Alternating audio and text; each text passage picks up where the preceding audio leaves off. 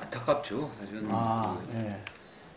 우리 뭐 법 전체적인 우리 헌법의 취지를 본다고 하면은 헌법과 법률의 취지를 본다고 하면 국회가 예. 개헌의 주체가 되는 게 바람직하지 않겠습니까? 예. 왜냐하면 기본적으로 대통령도 발의할 권한이 있지만 국회의원 과반수 대통령이 발의하고 국회에서 3분의 2 이상의 찬성을 얻어야 그 국민투표 회부되는데 기본적으로 그 취지는 국회가 국민의 대의기관인 국회가 발의 주체가 되달라는 거고 하는 그런 요구 아니겠습니까? 그런데 지금 2006년도에 지금 17대 국회 때부터 헌법 개헌 논의가 돼갖고 2006년도에 심지어 노무현 대통령이 원포인트 개헌안도 좀 제시한 적이 있었죠. 그렇죠. 그 이후 뭐 18대, 19대 또 계속 국회의장들 산하의 개헌 자문위원회 구성해갖고 개헌을 하게 하자고 했는데 그 여야가 한 발자국도 못 나가고 있습니다. 더군다나 또 전임 대통령의 탄핵에 의해서 또 물러난 이후 또 국민들이 1987년 체제가 좀 바꿔야 될 필요가 있지 않겠나 이런 강한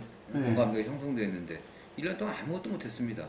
개헌특위 만들어갖고 또 안조차 지금 축조심의에 들어가지 못하고 있고 그러다 보니까 대통령께서 국민적인 어떤 요망을 받아갖고 발의를 하게 된 거 아니겠습니까? 저는 뭐 지금도 늦지 않았다고 생각합니다. 국회가 뭐 특히 야당이 대통령만 비난할 게 아니라 국회가 그러면 더 나서갖고 빨리 여야가 테이블에 앉아서 개헌안을 만드는 그런 작업을 시작해야 될 것 같습니다. 그렇다고 하더라도 국회에서 합의가 된다고 합의해서 안만 만든다고 하면은 발의를 하게 되면은 대통령 안은 뭐 설사 야당이 반대로 부결된다고 하더라도 이미 그게 국회에 처리되는 거니까 법에서 처리가 표결을 해야 되니까 법적으로 그래서 그렇게 되면 국민투표에 갈 수 있는 거니까 그렇게라도 해야 되지 않겠나. 이제 발의된 이후라도 국회에서 여야가 그 합의안을 도출하는 노력은 해야 된다. 예, 그렇습니다. 근데 지금 이 상태로 둔다고 하면은 뭐 국회에서 부결되면은 결국 그 여야 정책 공방만 계속될 거 아니겠습니까? 그 이후에도 그러면 개헌을 또 물 건너가는 거죠, 사실. 다른 걸 고려하기 전에 이미 지난번 대통령 선거 때 후보들이 다 이번 지방선거 때 같이 하자 얘기를 했었고, 심지어 뭐 김성태 지금 원내대표 같은 분들은 과거 대정부 질문할 때 개헌하자 2017년도에 하자까지 얘기했던 걸로 제 기억이 나는데요. 그렇게 했던 분들이 지금 와서 뒤로 미루려고 하는 것은 그동안 국회가 자신의 그 직무를 유기하고 책임을 포기하고서 따서 하는 그 변명이죠. 그러나 그럼에도 불구하고 어쨌든 이게 개헌이 되려고 하면 국회가 대통령 발의한 건 발의한 것대로 처리한다고 하더라도 합의 좀 빨리 도출해야 된다고 생각을 합니다. 그러면은 그 의원님께서는 만약에 시기가 국민투표 시기를 못 맞추게 됐다 하면은 그 이후에는 개헌이 좀 어렵다고 보십니까? 아니 국회가 합의되면 뭐 그 어쨌든 대통령이 낸 안은 그 발의하는 야당이 반대하면 국회 통과가 불가능한 구조니까 불가능하면 어차피 부결될 수밖에 없지 않겠습니까? 그러나 국회가 합의하게 되면 또 새롭게 이제 그 국민투표 일자를 잡을 수밖에 없지 않습니까? 법의 규정이 돼 있으니까 먼저 국민투표를 해라고 돼 있으니까 그렇게라도 해야 되겠죠. 꼭 시기가 그때 일치가 안 되더라도 지방선거하고는 차선 지급이라도 국회가 그렇게 해야지. 그렇지 않고 이번에 그냥 넘겨버리면은 또 언제 뭐 이게 하겠습니까? 왜냐하면 2년 후에 또 국회의원 선거가 있는데 불가능하지 않겠습니까? 그래서 시기에 대한 탄력성은 지금 그 야당에서도 진보정당 쪽에서도 이야기를 하는 것 같아요. 원칙적으로는 지금 빨리 국회가 뭐 2개월 안에 한다 하지만 속도감을 내면은 일단 만들 수 있다고 봅니다. 지방선거에 맞춰서 할 수 있다고 봅니다. 그렇게 되면 최소 1,000억 정도의 국민투표 비용은 국민의 세금을 절약할 수가 있잖아요. 굳이 그거 뒤로 밀어갖고서 지금 대통령의 권한이 제왕적이라고 할 정도로 많다, 과도하다, 그래서 많은 폐해가 생겼다 이런 것에 대한 공감대 있지 않겠습니까? 그런데 그렇다고 해서 지금 총리를 국회가 추천한다고 하면은 저는 그것도 참 문제가 있는 것 같아요. 지금 특히 만약 여소야대, 지금 같은 여소야대 상황이라고 하면 사실상 야당 추천의 총리가 되는 건데 그렇게 됐을 때 실적 이중 권력의 문제가 생기는 거죠. 두 개 권력이 생기는 건 아니겠습니까? 그렇게 된다고 하면 굉장히 우리 남북 더군다나 분단이라고 특수한 상황에서 또는 다른 예상하지 못한 국가적 위기 상황에서 그걸 어떻게 헤쳐나가는지 하는 문제도 있고 전 세계 입법례가 없는 거죠, 사실은. 이런 식의 정치 구조는 예가 없는 예고. 아니 뭐 이원집 정부제나 뭐 이런 거는 막 많잖아요. 아니 그것도 사실 드물죠, 사실은. 지금 대통령제가 완전한 의원 내각제 아니면 대통령제죠. 그러나 대통령제는 사실은 뭐 우리 김 대표께서도 잘 뭐 정치를 전공하셨으니까 알겠지만 대통령제가 예외적인 거죠. 사실은 그 미국에서 만들어질 때. 그러나 미국에서도 대통령제가 만들어질 때 기본적인 건 대통령의 권한을 어떻게 하면 약화시키고 의회의 권한을 갖다 강화시킬 거냐 이런 고민들이 있었죠. 사실. 그러나 거기서 의회의 권한은 그대로 둔 상태에서 강화시키지 않은 상태에서 그냥 대통령제만 도입된 나라들이 어떠한 과정을 겪었는지는 많은 사례가 증명하지 않습니까? 중남미의 대통령 국가들 대개 정치적 소위 말하는 후진 국가라는 소리 듣고 있고 또는 아시아의 국가들 대개 그렇지 않겠습니까? 그래서 예, 그런데 지금 뭐 의원 그 총리를 갖다 국회 선출해 갖고 그런 견제를 높이자고 하는데 이건 실험하는 겁니다. 이미 우리 국민들이 70여 년 동안 대통령제에 익숙해져 있고 그게 기본적으로 그런 공감들이 있는 거 아니겠습니까? 뭐 일시적으로 의원내각제를 실시한 적이 있었지만 실패했었고 다만 이걸 어떻게 합리적으로 견제하고 또 국회와 대통령과의 권한을 갖다가 조정할 건지 견제 규정을 좀 할 수 있을런지 이런 것들을 고민해야지 국회가 총리를 추천하는 제도는 이건 제가 보기엔 성공할 수가 없는 구조 같습니다. 정치공학적인 계산들이기 때문에 정말 이거는 그걸 좀 뛰어넘어갖고 국회가 국민들에게 좀 새로운 모습을 보여줘야 되지 않겠나. 큰 우리 사회가 전체적으로 큰 변화의 어떤 흐름 속에 있지 않나 생각을 합니다. 이럴 때 국회가 이런 역할들을 하지 않으면은 정말 더 불신받겠죠. 국민들의 국회에 대한 신뢰도가 뭐 최하가 아닙니다, 사실. 이번 지방선거에서 지금 우리가 그 지방자치단체장을 선거한 지 91년도에 지방선거 시작했었고 95년도에 자치단체장 선거가 있었거든요. 꽤 시간이 됐는데 이제 국민들도 지난번 촛불혁명의 과정을 통해 갖고 국민들이 지금 대한민국의 주인은 우리 국민이다. 국민들의 그 주권의식, 주인의식이 좀 확실히 높아졌다고 생각합니다. 그렇기 때문에 이번 지방선거에서 제대로 된 특히 또 새로운 개헌이 어떻게 될지 모르지만 지방 분권을 강화하자고 하는 게 또 국민적인 요구고 시대적인 흐름이기 때문에 이런 면에서 우리 민주주의가 실질적인 민주주의가 강화되고 또 분권이 강화되고 민주주의 어떤 실질화에 굉장히 큰 의미가 있고요.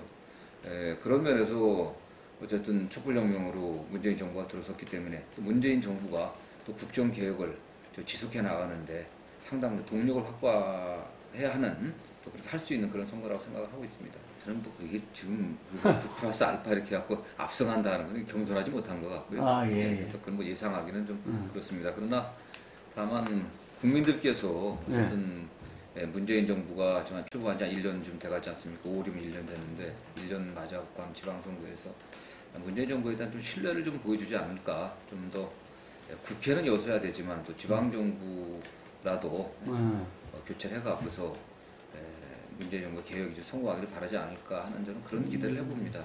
그런 의미에서 대통령께서 상대 국민들과 적극적으로 소통하고 하는 그런 노력들을 하고 계시고 특히 뭐 우리 당이 늘 야당으로부터 공격받았던 게 뭐 안보 문제라든가 또는 뭐 국방 문제, 남북 문제 여러 가지였었는데 지금 뭐 남북 정상회담이라든가 북미회담에 있어서 저는 그래도 최상은 아니더라도 차선책이라도 어떤 긍정적인 성과들이 나오지 않을까 또 그런 연장에서 국민들이 또 새 정부에 좀 힘을 실어줄 일을 좀 기대해 봅니다. 그게 뭐 국민들이 어쨌든 뭐 모르겠습니다. 제 주관적인 생각인지는 모르지만 제가 느끼기에 국민들이 그래도 민주당이 그래도 지금 뭐 보수 야당보다는 그래 도덕적으로 좀 우월하지 않냐, 좀 낫지 않냐 이런 생각 좀 그런 기대가 좀 있었습니다. 기대가 크니까 또 실망도 크긴 한데 또 그런 의미에서 국민들에게 실망을 준 부분에 대해서는 또 지도부가 단호하게 손을 그어왔고 또 그런 면에서 앞으로 단호하게 대처할 것을 또 약속했기 때문에 국민들이 그래도 우리 당은 좀 신뢰를 거두지 않고 보내고 있는 게 아닌가, 지켜보고 있는 게 아닌가 이렇게 생각을 합니다.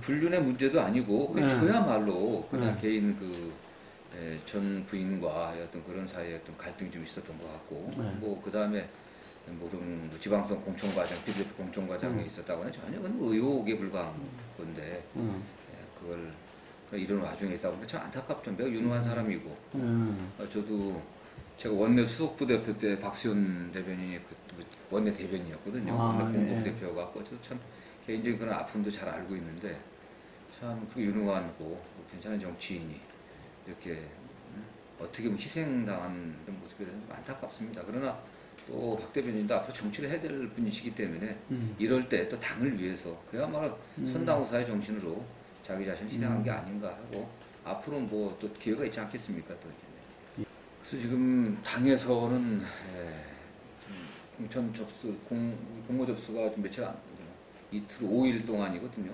3일 그러니까 공고 3일 동안 후보자 광역단체장들 접수를 받고 그러고 나서 저희가 28일 정도부터인가 여론조사를 좀, 그러니까 공천 적합도 조사를 28일 정도인가부터 실시할 계획입니다. 아직 날짜 제가 정확히 안 나는데 그래서 오늘 오후에 그 여론조사 관련해갖고 그 3차 공천 관련해가 사실 긴급 수집대 했습니다. 해갖고 그런 결정해갖고 4월 2일 날 4월 2일 일단 면접을 하고 후보 면접을 하고 그다음에 28일부터 저희들이 서류 심사를 또 하고요. 연속적으로 서류 심사를 하고 4월 2일 날 광역단체장 면접을 실시하고 그 이후에 이제 그걸 정리를 해갖고 이게 뭐 어느 정도 선에서 컷오프 할 건지 이렇게 정무적인 또 판단들이 들어가야 되지 않겠습니까? 그래서 지도부와 같이 의논해갖고 결정할 생각입니다. 그러니까 사실은 예외적인 상황인데 원칙이 아니라 결선 투표를 해야 된다고 과반을 넘지 못해서 50% 이상 투표하지 못했을 때는 결선 투표를 해야 된다.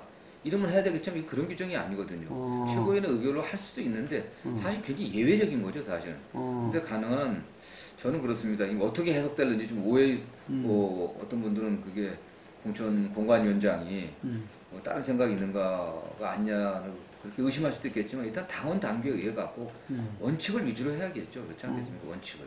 그 원칙은 뭐 2명 내지 3명으로 경선을 가는 압축을 해갖고 경선하자는 게 원칙이거든요. 2명, 3명으로.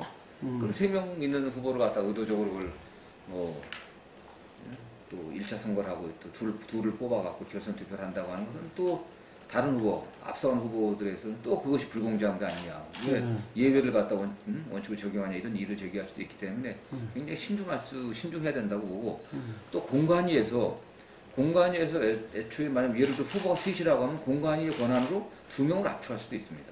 공관위 권한으로 이 점수 차가 상당히 난다고 봤을 때 면접 점 서류 면접 그다음에 여론조사 합쳐갖고 점수를 내갖고 그게 상당한 경차가 났을 때는 2명 정도를 압축할 수도 있어요. 당원 당규상은 여러 가지 방법이 있는데 중요한 거는 어쨌든 당이 그 큰 잡음 없이 또 경선에 참여한 사람들이 다 승복할 수 있게 하는 그런 분위기를 만들고 해야 되는 거 아니겠습니까? 그게 안타까운 일인데 어쨌든 뭐 의원들이 출마한다는 걸 뭐 민주국가에서 막을 수는 없지 않겠습니까? 당이 막을 수는 없는데 의원들이 좀 합리적으로 좀 상황들을 좀 객관적으로 판단해 줬으면 좋겠는데 참 아쉬움들이 있습니다. 다만 현역 의원들 같은 경우는 그래서 10%그 감산 규정이 있기 때문에 상당히 쉽지가 않죠, 사실 현역 의원들. 상당히 불리하기 때문에 좀 신중하게 당을 생각해갖고 당이 처한 여러 가지 입장들을 생각해서 신중하게 판단했으면 좋겠고 그리고 기본적으로 원칙적으로는 뭐 국회의원 뽑아 하라고 4년 하라고 뽑아준 거 아니겠습니까? 원칙에 있어서는. 그러나 정말 당이 처한 여러 가지 뭐 상황들 부득이한 상황이 있을 때 당의 권유로 출마를 해라. 그러면 뭐 광역단체에 출마하는 게 좋겠지만 그렇지 않으면 좀 의원들 좀 신중했으면 좋겠습니다. 그렇지 않겠습니까? 그래서 사실 감사 규정도 두는 거고. 저는 뭐 그거 관련해서 공관위원장이 그렇게 하면 서운하게 들릴 수도 있겠지만은 어쨌든 상황들을 당이 처한 상황들을 좀 엄중하게 보시고 그러나 저는 어쨌든 뭐 공관위원장으로서 그 당이 정한 그 룰에 의해서 공정하게 할 생각입니다. 항상 보면은 여당은 그 공천 과정 이 문제가 많아가지고 선거에서 상당히 어려운 경우가 많잖아요. 그렇습니다. 그래서 이제 그런 부분에 위원장님께서는 이제 아주 원칙적으로 모든 것을 하시겠다. 네네. 그래서 제가 그 추 대표가 저하고 특별한 정치적 인연이 있는 게 아닌데도 저를 공관위원장 시킨 게 제가 어쨌든 현재 정치를 해오면서 물론 뭐 어느 분들은 뭐 특정 좀 도운 적도 있지만 개인적인 인연에서 한 거고 뭐 소위 말하면 뭐 줄서기를 한다든가 뭐 또 어느 계파를 따라다니다든가 또는 뭐 정치적 유불리를 따라서 왔다 갔다 해본 적이 저는 없다고 저는 생각합니다. 그리고 뭐 국회 의정활동에서도 제가 불편부당하게 해왔기 때문에 최소한 정성호가 공정한 친구다. 그다음에 누구 특정인과의 어떤 그런 개인적 인연 때문에 좌지우지될 성격은 아니라는 걸 잘 알기 때문에 저를 시킨 것 같습니다. 그 중앙당 공관위에서 원칙은 정해서 내려주고요. 아, 원칙은. 네. 원칙은 일어나는 기준에서 해라. 그 원칙은 내려주고, 그러나 이제 실제 진행은 시도당에서 그 원칙에 의해서 당원 당규와 중앙 공관위에서 내려준 그 기준에 의해서 이제 공천하게 되죠. 조금 전에 말씀드린 것처럼 공정하게, 또 공평하게, 또 공개적으로 그렇게 우리 공관이 운영하고 어쨌든 우리 뭐 김 대표님 말씀하신 것처럼 여당은 대개 공천 과정에서 잡음 때문에 그 상당히 실패를 본 경우가 많이 있거든요. 2년 전에 그 당시 여당이 국회의원 공천 과정에서 잡음 때문에 참패하지 않았습니까? 그래서 저는 정말 국민들 앞에 국민을 주인으로 모실 수 있는 정말 겸손한 또 능력 있는 후보들을 우리가 그 공천 과정에서부터 겸손하게 해야 된다, 소리 없게 해야 된다는 생각을 갖고 임하고 있습니다. 네.